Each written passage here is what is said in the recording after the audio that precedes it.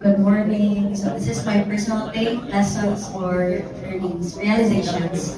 So first, it's inspiring. What's inspiring is to stand firm through hardships, and even though the challenge or issue with the people in the church, she remained faithful.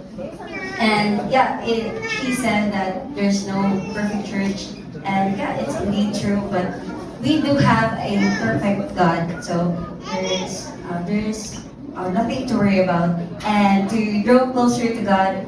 And also, she did not isolate herself in those times that the church persecuted her, and instead she grew closer to God, and that's really inspiring. And she's also a testimony that even though you're currently facing the storm, you can still hear God's voice if you seek Him and give time with Him.